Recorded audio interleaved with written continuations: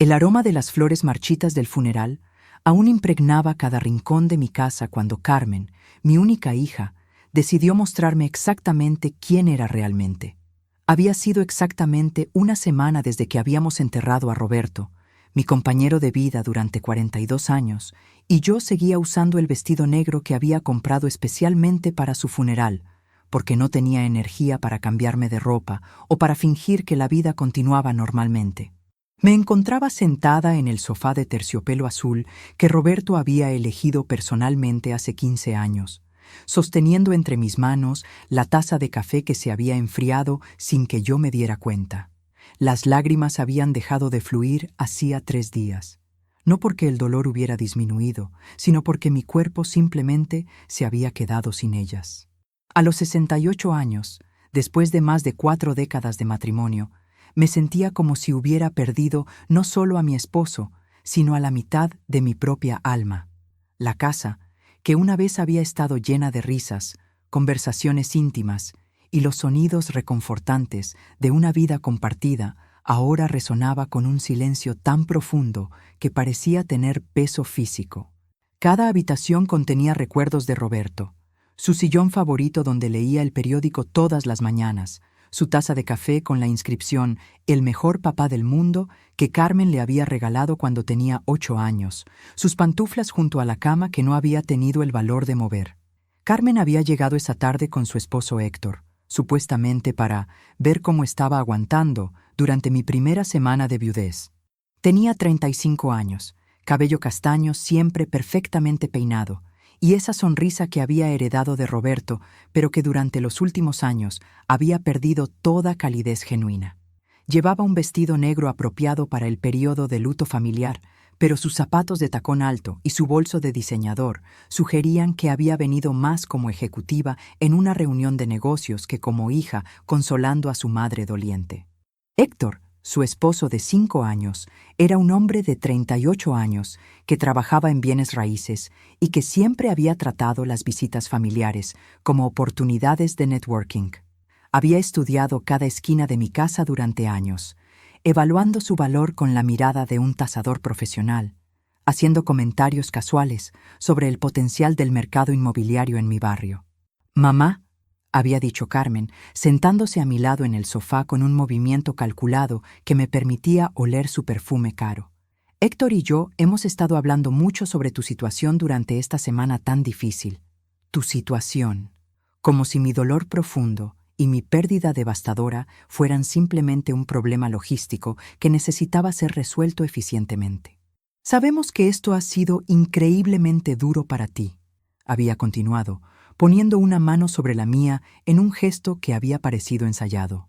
«Perder a papá después de tantos años juntos debe sentirse como si tu mundo se hubiera volteado completamente». Sus palabras habían sonado apropiadas, incluso compasivas, pero algo en su tono había hecho que una alarma silenciosa comenzara a sonar en el fondo de mi mente. Durante 42 años de matrimonio y 35 años de maternidad, había desarrollado un instinto muy afinado para detectar cuándo las personas que amaba tenían agendas ocultas. «Es natural que te sientas perdida y abrumada», había añadido Héctor, acercando su silla para formar un círculo íntimo.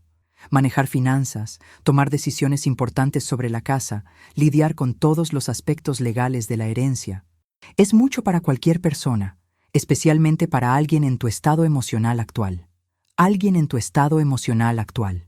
La frase había resonado en mi cabeza como una advertencia. Estaban posicionándome como una mujer incapaz, demasiado débil emocionalmente para manejar mis propios asuntos. «Por eso hemos pensado mucho en cómo podemos ayudarte durante esta transición difícil», había continuado Carmen, su voz tomando un tono que reconocí como el mismo que usaba cuando trataba de convencer a clientes difíciles en su trabajo de marketing. «Héctor tiene mucha experiencia con propiedades y finanzas, y yo, obviamente, te conozco mejor que nadie». Habían comenzado a delinear su plan de ayuda con la precisión de consultores presentando una propuesta comercial. Héctor se ocuparía de simplificar mis finanzas, consolidando todas mis cuentas.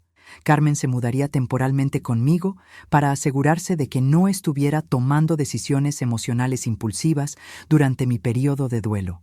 Juntos evaluarían si mi casa era práctica para una mujer sola de mi edad o si sería más sabio vender y mudarse a algo más manejable.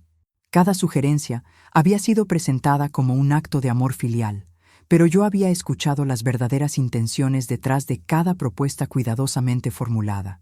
Querían control, querían acceso, querían tomar todas las decisiones importantes sobre mi vida y mi dinero mientras yo estaba vulnerable por el dolor. Mamá, había dicho Carmen, inclinándose más cerca, sé que esto es mucho para procesar ahora mismo, pero queremos que sepas que no tienes que preocuparte por nada. Héctor y yo nos ocuparemos de todo. Nos ocuparemos de todo. Las palabras que toda persona mayor teme escuchar de sus hijos adultos.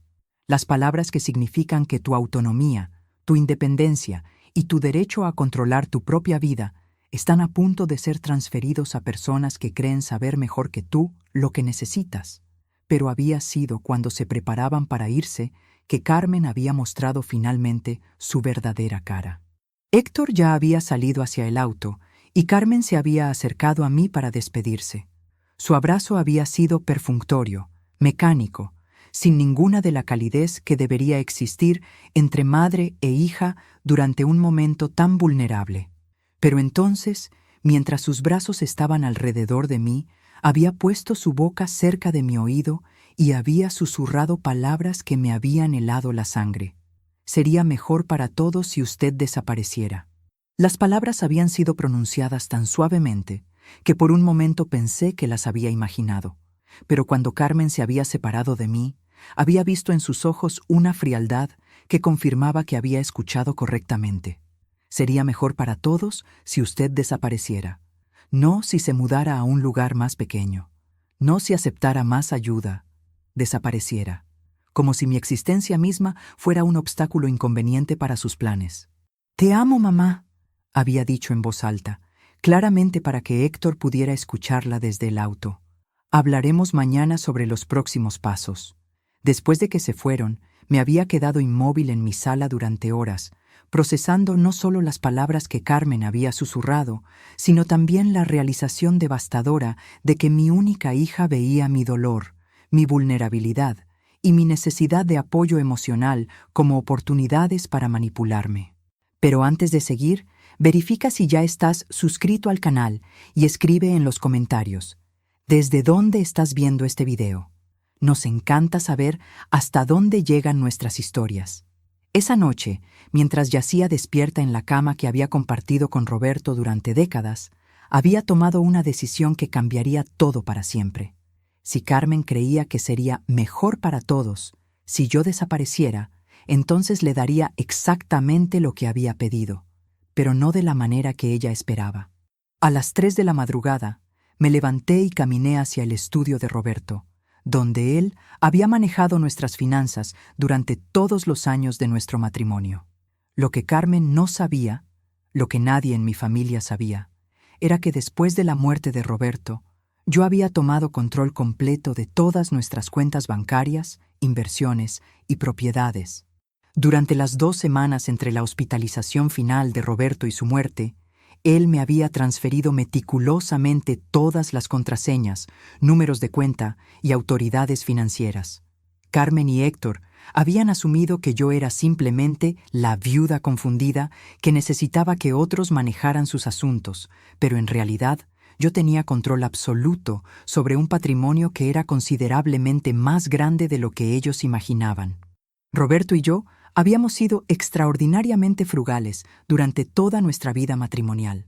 Habíamos vivido modestamente, conducido autos viejos y reparado cosas en lugar de reemplazarlas. Pero habíamos invertido sabiamente, ahorrado disciplinadamente y acumulado una fortuna que habíamos mantenido privada para evitar exactamente el tipo de codicia que ahora veía en los ojos de mi propia hija. Esa madrugada, usando la computadora que Roberto me había enseñado a manejar durante sus últimos meses, comencé a implementar un plan que le enseñaría a Carmen una lección que nunca olvidaría. Primero, cancelé todos los pagos automáticos de las cuentas de Carmen que habíamos estado cubriendo durante años: su hipoteca, su auto, sus tarjetas de crédito, incluso el pago de la guardería de mis nietos. Carmen había estado viviendo muy por encima de sus posibilidades, financiada secretamente por el dinero que Roberto y yo le proporcionábamos sin que ella supiera la fuente real. Segundo, transferí todo el dinero líquido de nuestras cuentas bancarias locales, más de 200,000 pesos, a cuentas en otros bancos que había abierto usando mi nombre de soltera, que Carmen no conocía. Tercero, llamé a nuestra empresa de limpieza y cancelé todos los servicios. Llamé a los proveedores de servicios públicos y transferí todas las cuentas a una dirección postal privada y contacté a nuestra administradora de propiedades para que comenzara a buscar inquilinos para nuestra casa de renta. Cuarto, empaqué una maleta pequeña con ropa esencial, tomé las joyas más importantes y retiré 10,000 pesos en efectivo de un cajero automático usando una cuenta que Carmen desconocía completamente.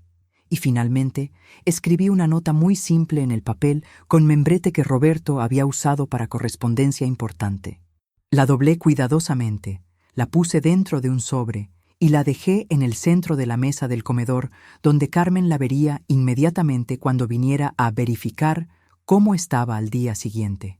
Pero no era solo una nota, era una llave simple, sin etiquetas, que abriría algo que cambiaría para siempre la comprensión que Carmen tenía de quién era realmente su madre. A las 5 de la mañana, salí de la casa donde había vivido durante 25 años, subí al auto que había comprado secretamente 6 meses antes, usando mi nombre de soltera, y conduje hacia mi nueva vida temporal. Carmen había dicho que sería mejor para todos si yo desapareciera. Estaba a punto de descubrir exactamente lo que eso significaba. Mientras conducía hacia mi refugio temporal en las montañas a las 5 de la madrugada, mi mente viajó hacia atrás para recordar cómo había llegado a este punto de traición familiar. La carretera estaba vacía, iluminada solo por mis faros y la luna menguante, proporcionándome el espacio mental perfecto para reflexionar sobre los años de señales que había ignorado o malinterpretado sobre las verdaderas intenciones de Carmen. Todo había comenzado a cambiar hace 5 años, cuando Carmen se había casado con Héctor. Hasta ese momento, nuestra relación madre-hija había sido normal, con los altibajos típicos de cualquier familia, pero fundamentada en amor genuino y respeto mutuo. Carmen había sido una niña cariñosa, una adolescente rebelde, pero dentro de los límites normales, y una joven adulta independiente que había construido su propia carrera en marketing sin pedir ayuda financiera constante a sus padres. Pero Héctor había cambiado esa dinámica para siempre. Desde el primer día que lo conocí, había notado la forma en que sus ojos evaluaban cada objeto en nuestra casa, cada comentario casual que Roberto o yo hacíamos sobre nuestras finanzas, cada indicación de nuestro nivel de vida. Era sutil, pero después de décadas de experiencia leyendo personas en mi trabajo como contadora antes de retirarme, había desarrollado un instinto muy afinado para detectar a las personas que veían las relaciones como oportunidades transaccionales. Durante los meses de noviazgo, Héctor había comenzado a hacer preguntas aparentemente inocentes sobre nuestras inversiones, nuestros planes de retiro y nuestras intenciones respecto a la herencia. Solo para asegurarme de que Carmen esté bien informada sobre el futuro de la familia, había explicado cuando Roberto le había preguntado directamente por qué tenía tanta curiosidad sobre nuestros asuntos privados. Pero había sido después de la boda cuando las cosas realmente habían comenzado a cambiar de manera preocupante. Carmen y Héctor habían comprado una casa que estaba claramente fuera de su presupuesto, habían adquirido autos nuevos y habían comenzado a vivir un estilo de vida que requería ingresos considerablemente mayores de los que cualquiera de los dos ganaba en sus trabajos. Cuando Roberto les había preguntado cómo podían permitirse tales gastos, Héctor había explicado confiadamente que tenían estrategias de inversión agresivas y que esperaban un retorno significativo en sus portfolios financieros muy pronto. Pero después de décadas manejando finanzas, tanto profesionalmente como personalmente, yo sabía reconocer el lenguaje de las personas que estaban viviendo de crédito y esperanzas futuras. Lo que Carmen y Héctor no sabían, lo que nadie en nuestra familia extendida sabía, era la verdadera magnitud del patrimonio que Roberto y yo habíamos acumulado durante nuestros 42 años de matrimonio. Roberto había heredado un pequeño terreno de sus padres cuando éramos recién casados. En lugar de venderlo inmediatamente, como nos habían sugerido varios familiares, habíamos decidido mantenerlo como inversión a largo plazo.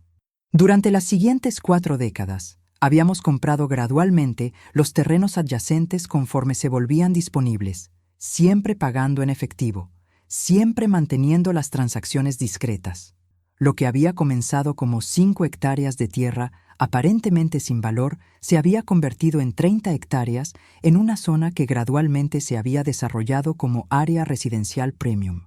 El valor actual de esas propiedades era de aproximadamente 4 millones de pesos, pero Carmen no tenía conocimiento de su existencia.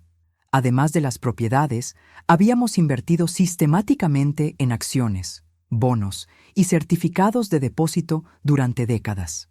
Roberto tenía un talento natural para identificar empresas sólidas antes de que se volvieran ampliamente populares, y yo tenía la disciplina contable para reinvertir consistentemente las ganancias en lugar de gastarlas en lujos inmediatos. Nuestro portfolio de inversiones valía aproximadamente 8 millones de pesos, una cifra que había crecido exponencialmente durante los últimos 10 años, debido a decisiones de inversión particularmente afortunadas que Roberto había hecho justo antes de que ciertas industrias tecnológicas explotaran en valor.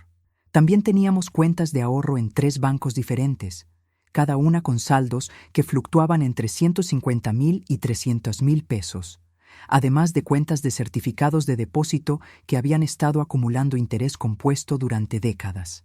En total, nuestro patrimonio neto era de aproximadamente 8.2 millones de pesos.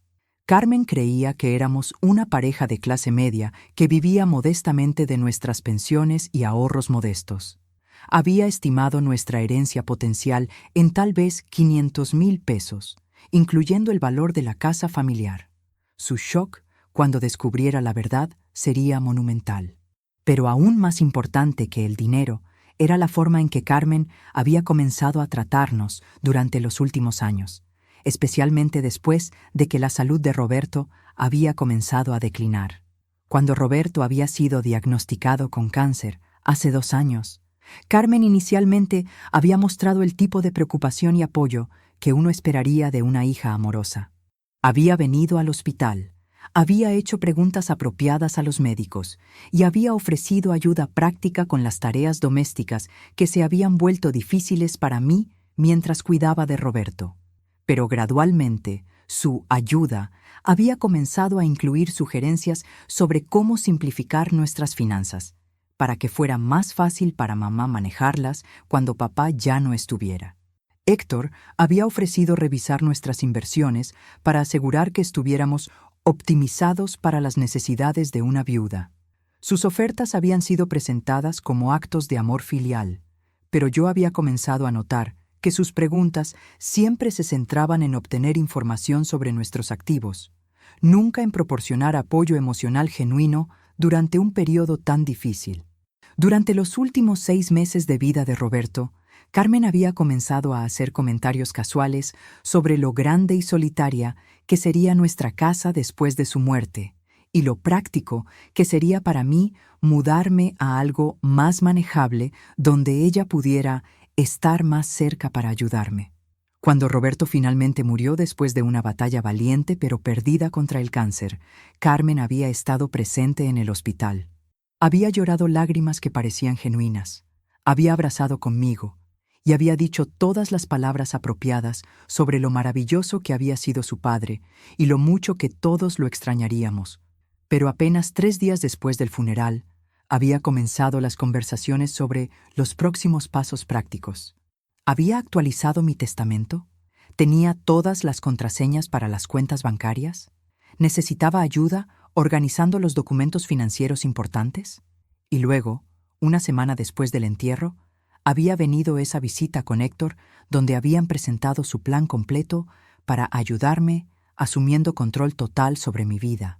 Lo que no sabían era que durante los 2 años de enfermedad de Roberto, yo había estado preparándome meticulosamente para la viudez. Había actualizado todas mis contraseñas, había transferido todas las cuentas a mi nombre solamente, había organizado todos los documentos importantes y había hecho varios cambios legales que protegerían mi independencia financiera. También había comenzado a documentar discretamente el comportamiento de Carmen y Héctor. Había notado cómo hacían inventarios visuales de nuestras posesiones durante las visitas. Había escuchado conversaciones telefónicas donde discutían nuestras finanzas como si ya fueran suyas. Había visto cómo Héctor tomaba fotos casuales de ciertos objetos valiosos en nuestra casa, supuestamente para recuerdos familiares. Más perturbador aún, había descubierto que Carmen había estado investigando el valor de nuestra casa y había contactado a agentes inmobiliarios para obtener evaluaciones preliminares del mercado. Cuando le había preguntado directamente sobre esto, había explicado que solo quería estar preparada para ayudarme a tomar decisiones informadas cuando llegara el momento. Pero el momento final que había cristalizado mis sospechas había sido cuando encontré documentos en el bolso de Carmen durante una de sus visitas. Eran formularios de aplicación para residencias de adultos mayores, todos llenados con mi información personal, algunos ya firmados con una falsificación de mi nombre. Carmen había estado planeando internarme en un asilo desde antes de la muerte de Roberto, asegurando que tendría control total sobre nuestro patrimonio, mientras yo estaba segura y bien cuidada en una institución. Sus palabras susurradas después del funeral: «Sería mejor para todos si usted desapareciera», habían sido simplemente la confirmación final de lo que ya había sospechado. Mi propia hija veía mi existencia como un obstáculo para sus ambiciones financieras. Pero Carmen había subestimado gravemente a la mujer que había criado, educado y supuestamente amado durante 35 años. Ahora estaba a punto de descubrir exactamente quién era realmente su madre, y lo que pasaba cuando alguien amenazaba la independencia de una mujer que había pasado décadas manejando dinero y planificando para contingencias. La lección que estaba a punto de aprender sería dolorosa, pero absolutamente necesaria. A las 10 de la mañana del día siguiente, exactamente como había predicho, Carmen llegó a mi casa con la confianza de alguien que creía que tenía control total sobre la situación. Había traído a Héctor y también a sus 2 hijos, mis nietos de 8 y 10 años, aparentemente para una visita familiar normal, que también serviría como oportunidad para comenzar a implementar su plan de tomar control de mi vida. Desde mi escondite en las montañas, había estado monitoreando la situación a través de las cámaras de seguridad que Roberto había instalado el año anterior, después de una serie de robos en el vecindario. Carmen no sabía que las cámaras tenían capacidades de transmisión remota que me permitían observar todo lo que pasaba en tiempo real desde mi teléfono. Carmen había usado su llave de emergencia para entrar, llamando «¡Mamá!» con voz alegre mientras cruzaba el umbral. Había esperado encontrarme en el sofá, tal vez aún en bata, definitivamente vulnerable y lista para aceptar su ayuda después de otra noche de llorar sola. En cambio, había encontrado una casa completamente silenciosa. «¿Mamá?», había llamado nuevamente, su voz comenzando a mostrar las primeras notas de confusión. «¿Teresa? ¿Estás arriba?». Había recorrido la planta baja rápidamente, revisando la cocina, el estudio y el baño de visitas. Sus pasos se habían vuelto más rápidos y más pesados conforme crecía su ansiedad. Héctor había enviado a los niños a jugar en el jardín trasero mientras él ayudaba a buscar. «Su auto no está en la cochera», había reportado Héctor, regresando de verificar el garaje. «¿Teresa maneja? ¿A dónde podría haber ido tan temprano?». «Mamá apenas ha manejado desde que papá se enfermó», había respondido Carmen, su voz tomando un borde de pánico. «Y ayer estaba tan frágil. No entiendo por qué habría salido». Había sido entonces cuando Carmen había entrado al comedor y había visto la nota que había dejado sobre la mesa. Su nombre estaba escrito en mi letra familiar en el sobre blanco, junto con una llave pequeña y dorada que brillaba bajo la luz matutina. «Héctor, ven acá», había gritado, su voz ahora claramente alarmada. «Hay una nota». A través de las cámaras, había podido ver cómo las manos de Carmen temblaban ligeramente mientras abría el sobre. Su rostro había cambiado de confusión a horror mientras leía las palabras que había escrito cuidadosamente. «Carmen, dijiste que sería mejor para todos si yo desapareciera. He decidido darte exactamente lo que pediste. La llave te ayudará a entender por qué esta decisión era necesaria. No me busques. Teresa. ¿Qué dice? Había preguntado Héctor, acercándose para leer por encima de su hombro. Dice que desapareció porque yo... Carmen no había podido terminar la frase, claramente recordando sus palabras crueles del día anterior y dándose cuenta de que yo las había escuchado perfectamente. ¿Qué le dijiste exactamente? Había preguntado Héctor, su voz tomando un tono acusatorio que me había dado una satisfacción particular. Yo no... Fue solo... Carmen había tartamudeado, tratando de encontrar una manera de explicar su comportamiento sin admitir la crueldad completa de sus palabras. Tal vez malinterpretó algo que dije. «Carmen, ¿qué carajo le dijiste a tu madre viuda?», había presionado Héctor, claramente dándose cuenta de que su plan, cuidadosamente orquestado, se estaba desmoronando. En lugar de responder, Carmen había comenzado a marcar mi número de teléfono frenéticamente. Por supuesto, había apagado mi teléfono celular después de salir de la casa, dejándolo en un cajón de mi nueva ubicación temporal. «Va directo al correo de voz», había dicho, la histeria creciendo en su voz. «Héctor, ¿qué hacemos? ¿A dónde pudo haber ido? No conoce a nadie en otras ciudades. No tiene dinero suficiente para...». Se había detenido abruptamente, una nueva realización golpeándola. «Los bancos», había susurrado. «Necesitamos verificar las cuentas bancarias». Héctor había asentido, sacando su laptop de su maletín. Durante los siguientes 30 minutos, había observado cómo habían intentado acceder a todas las cuentas bancarias familiares que conocían, usando las contraseñas que creían que tenían. Todas las cuentas mostraban saldos de 0 pesos. «Esto no puede ser correcto», había murmurado Carmen, refrescando la página del banco obsesivamente. «Tiene que ser un error del sistema. Mamá no sabría cómo transferir dinero electrónicamente». «¿Estás segura?», había preguntado Héctor, comenzando a sonar genuinamente preocupado por primera vez. Teresa trabajó como contadora durante décadas. Probablemente sabe más sobre finanzas de lo que cualquiera de nosotros pensaba. Habían pasado la siguiente hora llamando a bancos, tratando de obtener información sobre las cuentas. Pero como ya no eran cuentas conjuntas y Carmen no tenía autorización legal para acceder a mi información financiera, los representantes bancarios habían sido inflexiblemente educados, pero no habían proporcionado ningún detalle útil. «Señora, entendemos su preocupación por su madre, pero sin poder legal o autorización escrita de la titular de la cuenta, no podemos proporcionar información de balance o transacciones». Había sido la respuesta consistente de cada banco. Pero el verdadero pánico había comenzado cuando el teléfono de Carmen había sonado a las 2 de la tarde. «¿Señora Carmen Mendoza de Vega?», había preguntado una voz profesional. «Habla de Banco Metropolitano. Estamos llamando para informarle que su pago hipotecario de este mes ha sido rechazado por fondos insuficientes.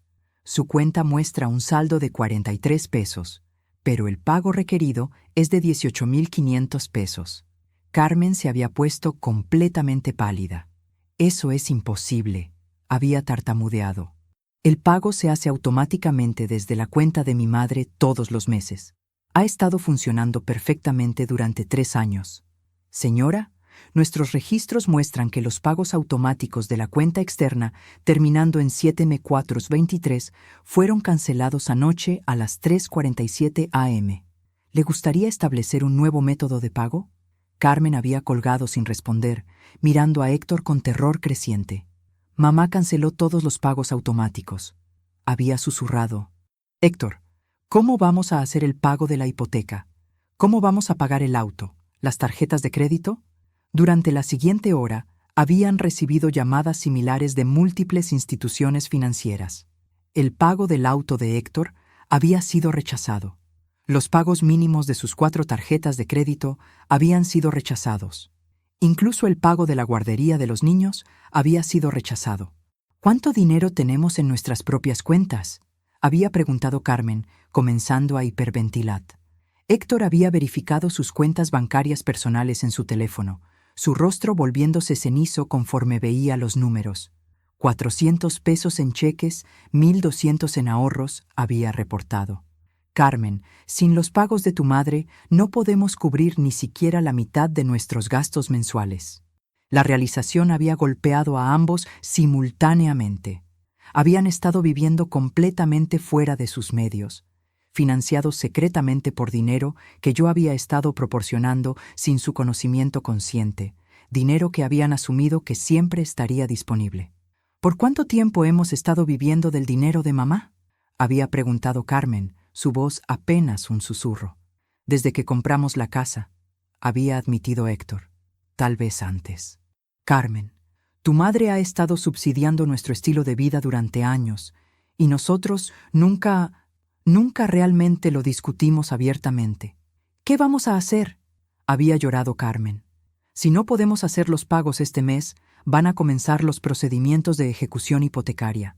Van a reposeer el auto. Van a cancelar nuestro crédito. Habían intentado llamarme obsesivamente durante el resto del día. Habían llamado a hospitales locales, pensando que tal vez había tenido un accidente. Habían contactado a la policía, pero los oficiales habían explicado que una mujer adulta que deja una nota explicando su partida voluntaria no constituye una persona desaparecida. ¿Mencionó la nota algún plan de hacerse daño a sí misma?, había preguntado el oficial. No, había tenido que admitir Carmen.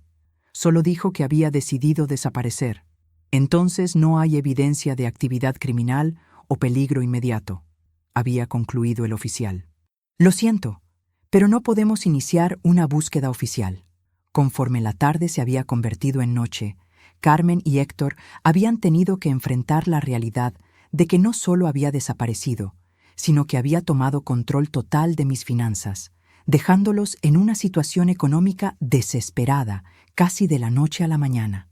¿Qué hace esa llave?, había preguntado Héctor, señalando la llave dorada que había dejado con la nota. Tiene que abrir algo importante si la dejó específicamente. Carmen había tomado la llave, girándola en sus dedos. No reconozco esta llave, había murmurado. No es de la casa, no es del auto. ¿Para qué podría ser? Habían pasado horas buscando en la casa, tratando de encontrar algo que la llave pudiera abrir. Habían revisado cada cajón, cada caja, cada mueble con cerradura. Finalmente, a las 11 de la noche, habían decidido rendirse por el día. Mañana tendremos que ir a los bancos en persona, había dicho Héctor.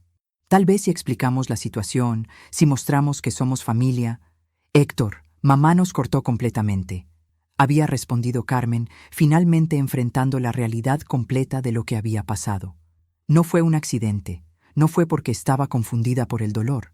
Fue deliberado, planeado y específicamente diseñado para castigarnos.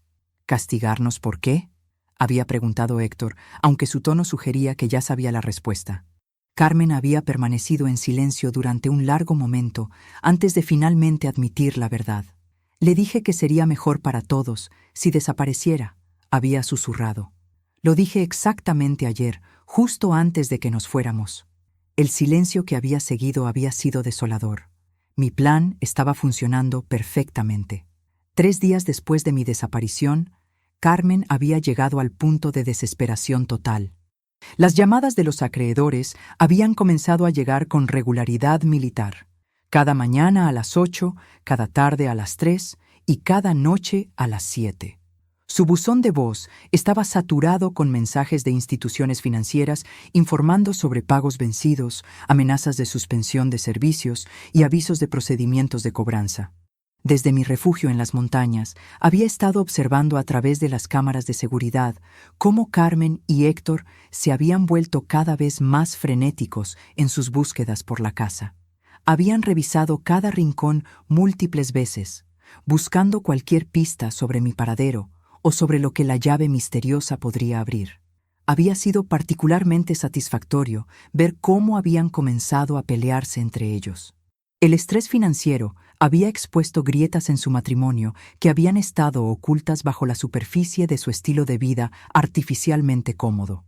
«Esto es tu culpa», le había gritado Héctor a Carmen durante una discusión particularmente intensa el segundo día. «Yo te dije que fueras más sutil con tu madre. Te dije que no la presionaras tan rápido después del funeral». «¿Mi culpa?», había replicado Carmen. «Tú fuiste quien sugirió que deberíamos tomar control de sus finanzas inmediatamente. Tú fuiste quien dijo que no había tiempo que perder. Pero había sido esa mañana, el tercer día, cuando Carmen finalmente había tenido la epifanía que había estado esperando. Había estado sentada en la cocina, sosteniendo la llave dorada y mirándola bajo la luz del sol matutino, cuando de repente se había levantado con una expresión de comprensión repentina. «Héctor», había gritado, «ven acá inmediatamente». «¿Qué pasa ahora?», había respondido Héctor con exasperación, entrando a la cocina con ojeras prominentes que sugerían que no había dormido bien durante días. «La llave», había dicho Carmen, sosteniendo el pequeño objeto dorado. «No es para algo dentro de esta casa, es para algo fuera de la casa». «¿Qué quieres decir? ¿Recuerdas que papá mencionó una vez que tenían una caja de seguridad en el Banco Central? Hace años, durante una conversación sobre documentos importantes». Héctor había fruncido el ceño, tratando de recordar. Vagamente. «¿Crees que esta llave? Tiene que ser eso», había exclamado Carmen con la primera nota de esperanza genuina que había mostrado en días. «Mamá dejó esta llave específicamente. Dijo que me ayudaría a entender por qué su decisión era necesaria. Tiene que haber dejado algo importante en esa caja de seguridad». En menos de una hora, Carmen y Héctor habían llegado al Banco Central del centro de la ciudad. Desde mi perspectiva, esto había sido exactamente lo que había estado esperando. Había orquestado cuidadosamente este momento, sabiendo que la curiosidad y la desesperación de Carmen eventualmente la llevarían exactamente donde yo quería que fuera. «Buenos días», había dicho Carmen al empleado bancario en el mostrador de cajas de seguridad. «Necesito acceder a la caja de seguridad de mi madre, Teresa Mendoza de García». El empleado, un hombre mayor con gafas, había consultado su computadora. «¿Tiene autorización para acceder a la caja de la señora García?». Carmen había dudado por un momento antes de mentir. «Sí, soy su hija y tengo poder legal para manejar sus asuntos debido a su condición médica».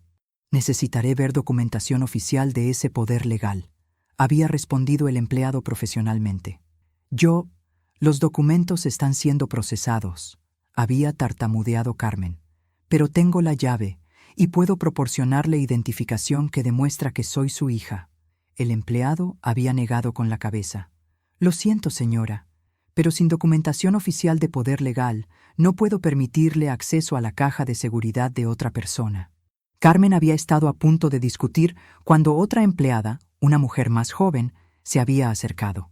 «Disculpe, ¿es usted Carmen Mendoza?». «Sí», había respondido Carmen con suspicacia. Su madre, Teresa García, dejó instrucciones específicas de que si usted venía con esta llave específica, debería ser permitida acceder a la caja de seguridad. Tengo una autorización notarizada firmada por ella hace exactamente una semana».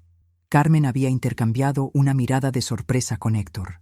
Yo había estado planeando este momento desde mucho antes de mi desaparición, anticipando exactamente cómo se desarrollarían los eventos. 20 minutos después, Carmen y Héctor habían sido escoltados a la sala de cajas de seguridad. La empleada había usado la llave maestra del banco junto con la llave dorada que yo había dejado para abrir la caja número 1247. Lo que habían encontrado dentro había dejado a Carmen completamente sin habla. La caja contenía 3 carpetas gruesas, cada una etiquetada claramente. Carpeta 1. Patrimonio familiar real. Carpeta 2. Comportamiento documentado de Carmen y Héctor. Carpeta 3. Instrucciones para el futuro. Carmen había abierto la primera carpeta con manos temblorosas y había comenzado a leer los documentos que yo había preparado meticulosamente. El primer documento era un resumen completo de nuestro patrimonio familiar, con valores actualizados y documentación de respaldo. Cuando Carmen había visto la cifra total, 8.2 millones de pesos, había emitido un sonido que era mitad grito, mitad gemido. «¡Héctor!», había susurrado, mostrándole el documento. «¡Mira esto!». Héctor había leído por encima de su hombro, sus ojos agrandándose más con cada línea. 8 millones, había murmurado. «Carmen, tu madre tiene 8 millones de pesos. Nosotros pensamos que tal vez tenía 500,000. Habían continuado leyendo, descubriendo detalles sobre las propiedades de tierras que no sabían que existían, las inversiones que habían crecido durante décadas, las cuentas bancarias múltiples que yo había mantenido privadas.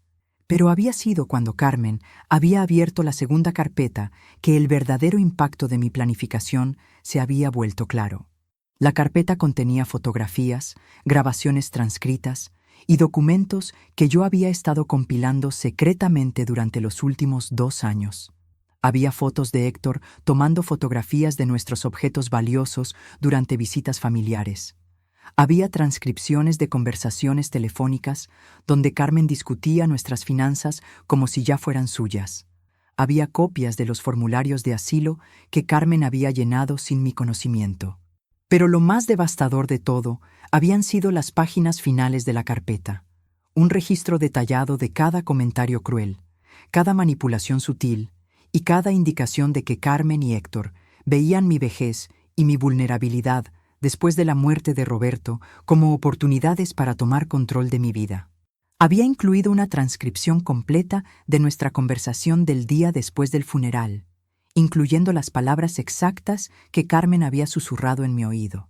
«Sería mejor para todos si usted desapareciera».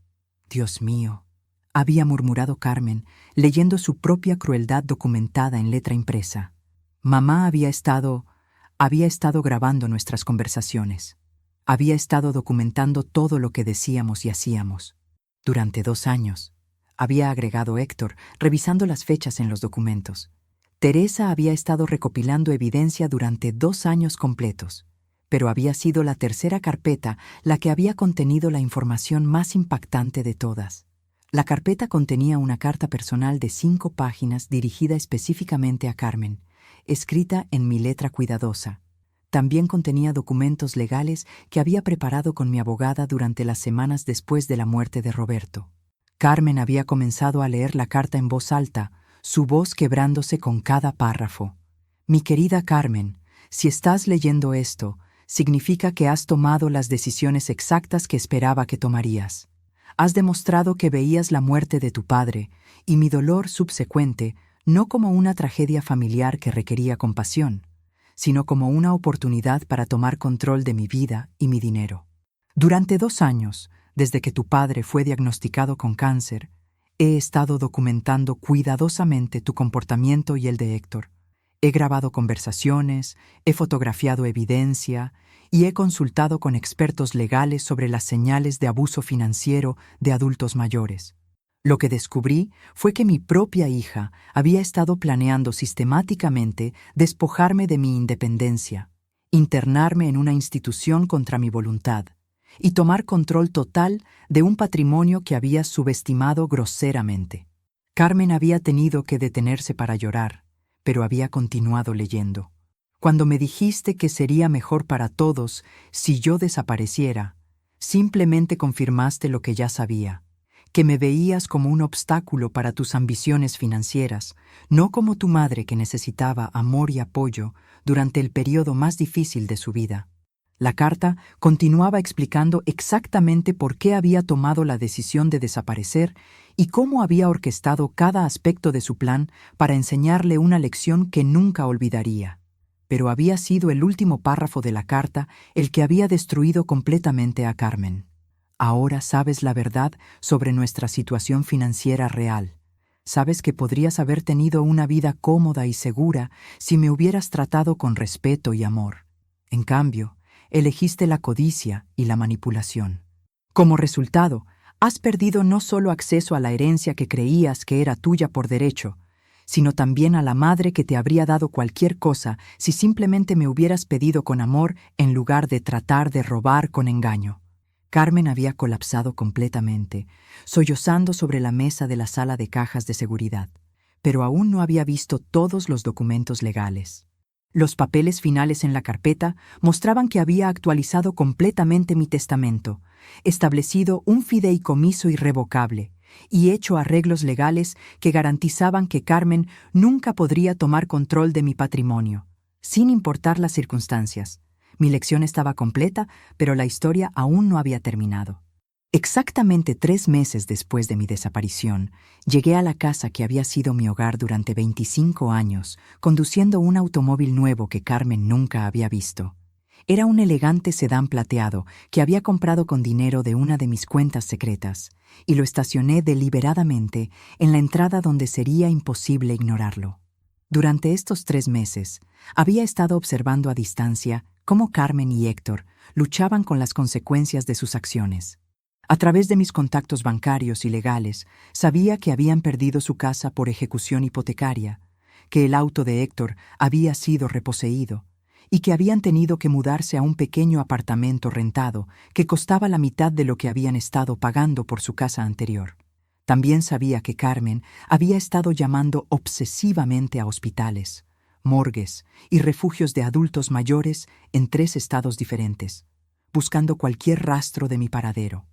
Había contratado incluso a un investigador privado con dinero que no tenía, endeudándose aún más en su búsqueda desesperada.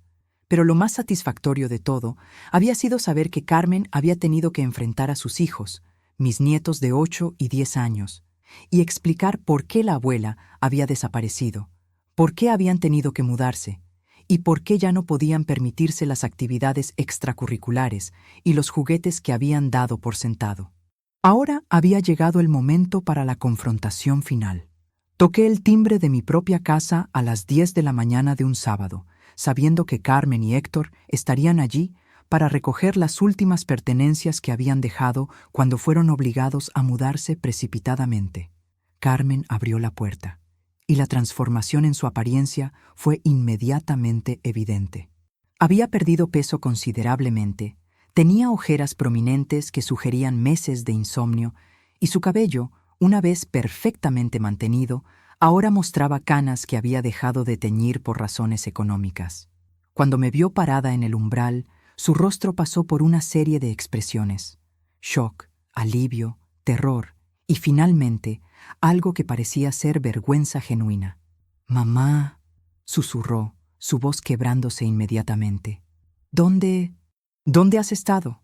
«Exactamente donde necesitaba estar», respondí calmadamente, entrando a la casa sin esperar invitación, observando, aprendiendo y decidiendo qué hacer contigo. Héctor había aparecido desde la cocina, cargando una caja de artículos personales. Cuando me vio, casi dejó caer la caja por la sorpresa.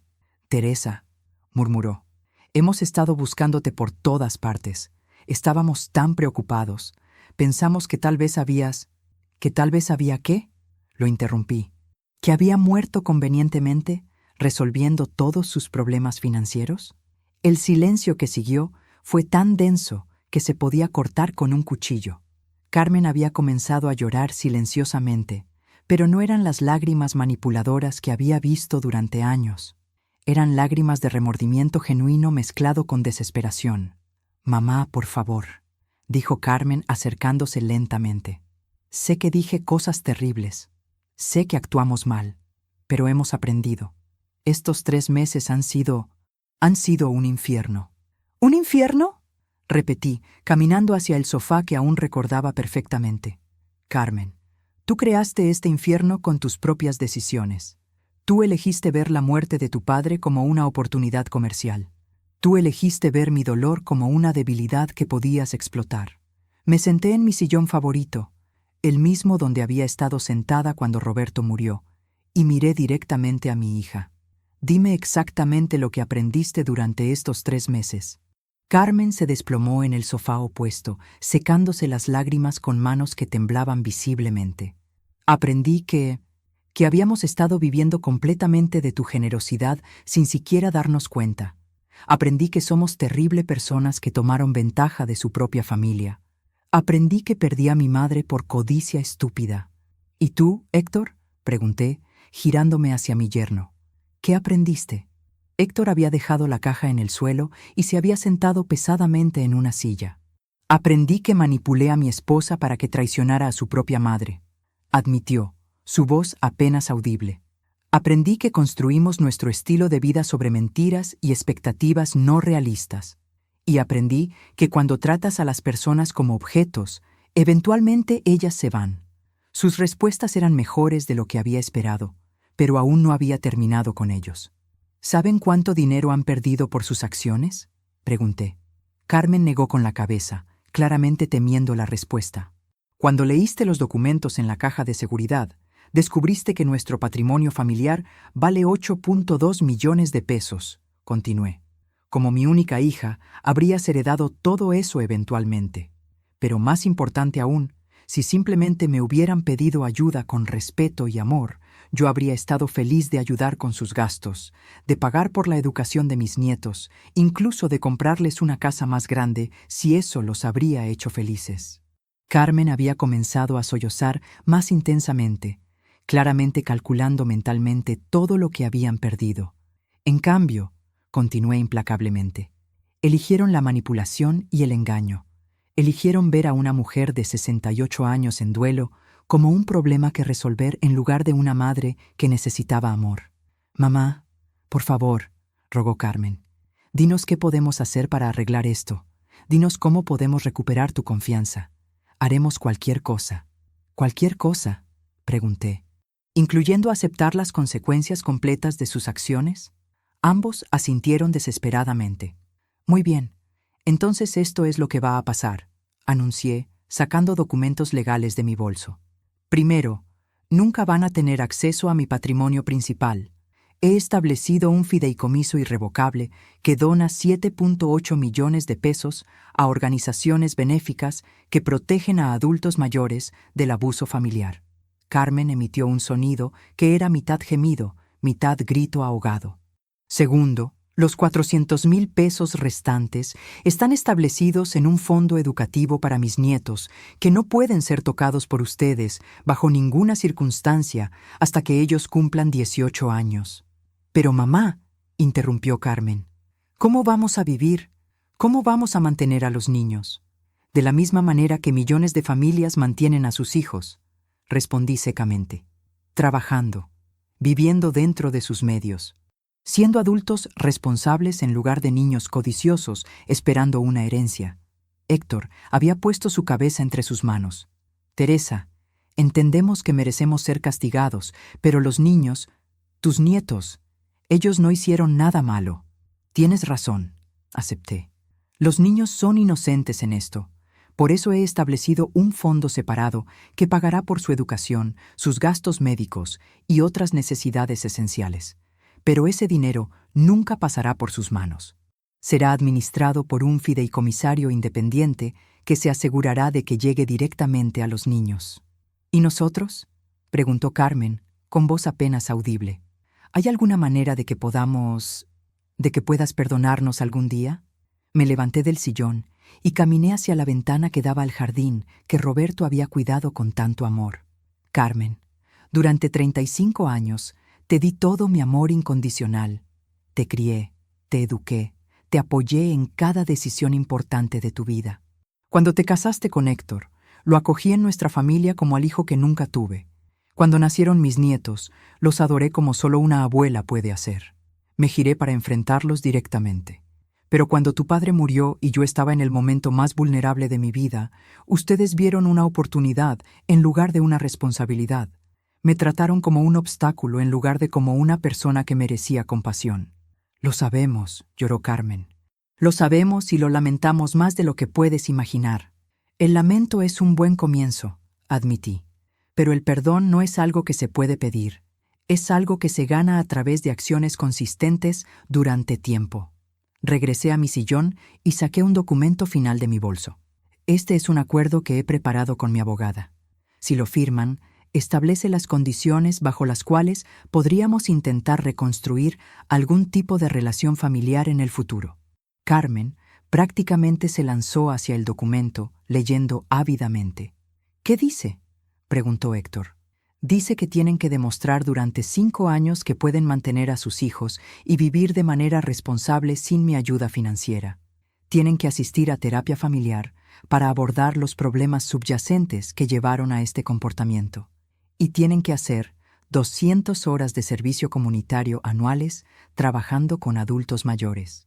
«¿Y después de 5 años?», preguntó Carmen esperanzadamente. «Después de 5 años, si han cumplido todas estas condiciones, consideraré permitir que mis nietos tengan una abuela en sus vidas nuevamente», respondí. «Pero ustedes nunca tendrán acceso a mi dinero y nunca recuperarán la confianza completa que perdieron». Carmen y Héctor intercambiaron miradas, y pude ver que estaban haciendo cálculos mentales sobre si podían cumplir con estos términos. «¿Dónde has estado durante estos 3 meses?», preguntó Carmen finalmente. «En una cabaña en las montañas que compré hace años sin que ustedes lo supieran», respondí, leyendo, reflexionando y decidiendo si valía la pena intentar salvar lo que quedaba de nuestra familia. «¿Y decidiste que sí vale la pena?», preguntó Héctor.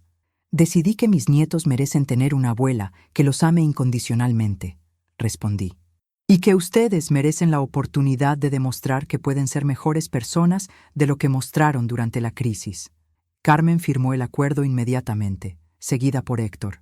«Gracias, mamá», susurró Carmen. «Te prometo que seremos mejores. Te prometo que nunca volverás a ver esa versión de nosotros». «Eso espero», respondí, levantándome para irme. «Porque la próxima vez que me traicionen, no habrá segunda oportunidad». Mientras salía de la casa, sabía que había enseñado la lección más importante de mi vida como madre, que el amor debe ser ganado y mantenido a través del respeto mutuo, no tomado como garantizado por lazos sanguíneos. La pregunta ahora era si Carmen y Héctor habían aprendido esa lección lo suficientemente bien como para reconstruir lo que habían destruido. 2 años después de firmar aquel acuerdo, que había cambiado para siempre la dinámica de nuestra familia, me encontré sentada en el jardín de mi nueva casa, una propiedad más pequeña, pero infinitamente más pacífica que la mansión donde había vivido con Roberto durante tantos años. Era domingo por la tarde, y por primera vez en más de 3 años, Carmen y Héctor vendrían a visitarme con mis nietos. Durante estos 24 meses, había estado observando desde una distancia cuidadosa cómo Carmen y Héctor habían navegado las condiciones estrictas que había establecido para cualquier posible reconciliación. No había sido un camino fácil para ninguno de nosotros, pero había sido necesario para reconstruir una relación basada en respeto mutuo, en lugar de en expectativas financieras. Los primeros 6 meses después de nuestro acuerdo habían sido particularmente difíciles. Carmen y Héctor habían tenido que enfrentar la realidad de vivir completamente dentro de sus medios por primera vez en sus vidas adultas. Habían tenido que vender joyas, muebles caros y otros lujos para mantenerse a flote financieramente mientras buscaban trabajos mejor remunerados y aprendían a presupuestar como adultos responsables. Pero había sido su compromiso con la terapia familiar lo que realmente había comenzado a cambiar las cosas. El doctor Ramírez, el terapeuta que había elegido específicamente por su experiencia con dinámicas familiares tóxicas, había trabajado con ellos durante meses para desmantelar los patrones de comportamiento que habían llevado a la traición original. A través de reportes confidenciales que había solicitado del doctor Ramírez, con el consentimiento de Carmen y Héctor, había aprendido que ambos finalmente habían comenzado a entender la profundidad del daño que habían causado. Carmen había llorado durante sesiones enteras al procesar completamente cómo había tratado a su propia madre durante el momento más vulnerable de su vida. Héctor había tenido que confrontar su propia codicia y cómo había manipulado sutilmente a su esposa para que adoptara sus valores materialistas. Pero aún más importante, habían comenzado a desarrollar empatía genuina por lo que yo había experimentado. Por primera vez, Carmen había logrado imaginar cómo se había sentido escuchar a su única hija susurrar que sería mejor si desapareciera, apenas una semana después del funeral de su padre. Su trabajo de servicio comunitario con adultos mayores también había sido transformador de maneras que yo no había anticipado completamente. Carmen había comenzado como voluntaria en un centro de día para personas mayores, inicialmente cumpliendo sus horas requeridas con la actitud de alguien cumpliendo una sentencia. Pero después de meses de interactuar con adultos mayores que habían sido abandonados o abusados por sus propias familias, había comenzado a entender que su comportamiento hacia mí no había sido único. Era parte de un patrón epidémico de abuso de adultos mayores por parte de familiares codiciosos. Héctor había elegido trabajar como voluntario en un refugio legal que proporcionaba asesoría gratuita para adultos mayores que estaban siendo víctimas de fraude financiero. Después de escuchar docenas de historias de personas cuyos propios hijos, nietos o cuidadores habían robado sus ahorros de jubilación, había comenzado a ver su propio comportamiento con la claridad moral que había estado ausente durante años. Pero había sido una carta que Carmen me había escrito al final de su primer año de terapia, lo que finalmente había comenzado a ablandar mi corazón endurecido hacia ella. En esa carta, había detallado no solo su arrepentimiento por sus acciones, sino también su nueva comprensión de todo lo que yo había hecho por ella durante su vida. Había listado específicamente cada sacrificio que Roberto y yo habíamos hecho para darle oportunidades educativas, cada vez que habíamos puesto sus necesidades antes que las nuestras, cada momento de amor incondicional que le habíamos dado durante 35 años. Pero lo que más me había conmovido era el párrafo donde había escrito: «Mamá, ahora entiendo que cuando papá murió, no perdiste solo a tu esposo. Perdiste a tu mejor amigo, tu compañero de conversación, tu confidente, tu compañero de baile, tu coconspirador en todas las bromas familiares.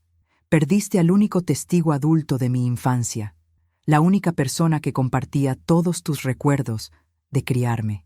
Y en lugar de honrar esa pérdida monumental, yo la vi como una oportunidad comercial. Me odio por eso». Había sido esa demostración de comprensión emocional genuina, no solo arrepentimiento por las consecuencias, sino entendimiento real del dolor que había causado, lo que había comenzado a convencerme de que tal vez Carmen realmente había cambiado fundamentalmente. Sus circunstancias financieras habían mejorado gradualmente conforme habían aprendido a vivir de manera responsable. Carmen había conseguido una promoción en su trabajo de marketing después de demostrar una ética de trabajo mejorada y una actitud más madura. Héctor había expandido su negocio de bienes raíces, enfocándose en clientes de primera casa en lugar de solo propiedades de lujo, descubriendo que encontraba más satisfacción ayudando a familias jóvenes a lograr sus sueños de ser propietarios. Más importante aún, habían comenzado a criar a mis nietos con valores diferentes. En lugar de la mentalidad de que merecían lujos simplemente por existir, Isabela y Marco habían comenzado a ganar pequeñas mesadas haciendo tareas domésticas. Habían comenzado a ahorrar dinero para cosas que querían y habían comenzado a entender el valor real del trabajo y la responsabilidad. Pero había sido hace 6 meses cuando finalmente había decidido permitir el primer contacto directo con mis nietos desde mi desaparición original. Isabela, ahora de 10 años, había escrito una carta completamente por su propia iniciativa, sin conocimiento de sus padres. En su letra de niña cuidadosa, había escrito: «Querida abuela Teresa, mamá y papá me dijeron que tú te fuiste porque ellos fueron muy malos contigo. Yo no entiendo completamente qué hicieron, pero sé que te extraño mucho. ¿Podrías visitarme algún día? Prometo que he estado portándome bien y ayudando en casa. Te amo, Isabela». Esa carta había quebrado finalmente las defensas que había construido alrededor de mi corazón durante más de 3 años. Había comenzado con visitas breves y supervisadas. 1 hora en un parque neutral, donde podía ver a Isabela y Marco sin tener que interactuar extensivamente con Carmen y Héctor. Gradualmente, conforme había visto evidencia consistente de que mis nietos estaban siendo criados con mejores valores y que Carmen y Héctor realmente habían cambiado sus prioridades fundamentales, había permitido visitas más largas y menos supervisadas.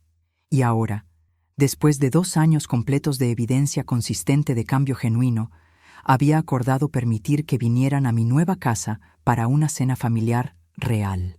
Cuando llegaron esa tarde de domingo, la diferencia en su apariencia y comportamiento, comparado con la familia que había conocido 3 años atrás, era notable.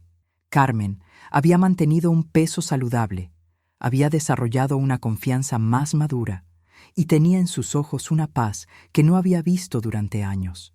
Héctor se veía más distinguido, menos ansioso por impresionar y genuinamente contento en lugar de constantemente calculando oportunidades. Pero el cambio más notable estaba en mis nietos. Isabela y Marco se acercaron a mí con una mezcla de emoción y respeto que demostraba que habían sido preparados apropiadamente para esta reunión. No corrieron hacia mí esperando regalos caros o entretenimiento elaborado. En cambio, me abrazaron con amor genuino y me preguntaron sobre mi vida, mi salud y mis intereses. «Abuela Teresa, dijo Marco con seriedad de 12 años. Mamá y papá nos dijeron que cometieron errores muy grandes contigo. Queremos que sepas que nosotros nunca haríamos eso. Te amamos sin importar si tienes dinero o no. La simplicidad honesta de sus palabras me hizo llorar por primera vez en meses. Durante la cena que habíamos preparado juntos, algo que nunca habría sido posible durante la época de su arrogancia previa, Carmen finalmente me preguntó la pregunta que sabía que había estado guardando durante años. «Mamá, ¿puedes perdonarnos realmente algún día? ¿Completamente?» Consideré la pregunta cuidadosamente antes de responder. «Carmen, el perdón no es un evento, es un proceso.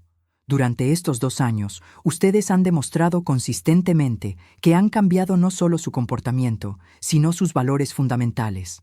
Han demostrado que pueden amar a sus hijos sin malcriarlos, que pueden trabajar sin esperar dinero que no han ganado, y que pueden tratarme con respeto sin agenda oculta». Hice una pausa, mirando a toda la familia reunida alrededor de mi mesa. Más importante aún, han demostrado que pueden encontrar felicidad y propósito en una vida basada en relaciones genuinas, en lugar de en expectativas financieras. ¿Eso significa que nos has perdonado?, preguntó Héctor esperanzadamente. «Significa que los estoy perdonando», respondí. «Es un proceso continuo, pero sí, creo que finalmente puedo decir que mi corazón se ha abierto nuevamente para ustedes». Carmen comenzó a llorar, pero eran lágrimas de alivio y gratitud, no de manipulación. «¿Y qué pasa ahora?», preguntó Isabela con la curiosidad directa de los niños. «Ahora reconstruimos nuestra familia sobre una base completamente diferente», respondí. «Una familia donde el amor se expresa a través del respeto, donde el apoyo viene del tiempo y la atención en lugar del dinero, y donde cada persona es valorada por quien es, no por lo que puede proporcionar financieramente». Mientras limpiábamos juntos después de la cena, reflexioné sobre la lección más importante que había aprendido durante estos años difíciles, que a veces el amor más profundo requiere las acciones más duras. Mi decisión de desaparecer, de retirar el apoyo financiero y de imponer condiciones estrictas para la reconciliación había sido dolorosa para todos los involucrados, pero había sido necesaria para romper patrones tóxicos que habrían destruido eventualmente a nuestra familia de manera mucho más devastadora. Carmen y Héctor habían perdido acceso a millones de pesos, pero habían ganado algo mucho más valioso: una comprensión genuina del amor, el respeto y la responsabilidad. Yo había perdido 3 años con mis nietos, pero había ganado una familia que finalmente me amaba por quien era realmente, no por lo que podía darles financieramente. Y todos nosotros habíamos aprendido que las segundas oportunidades deben ser ganadas, no esperadas como derecho. Mientras veía a mis nietos jugar en el jardín esa noche, sabía que había tomado las decisiones correctas. Habíamos sobrevivido a la tormenta de la codicia familiar y habíamos emergido como una familia más fuerte, más genuina y más amorosa. A veces, desaparecer es la única manera de enseñar a las personas que no pueden vivir sin ti. Y a veces, esa es la lección más amorosa que puedes dar.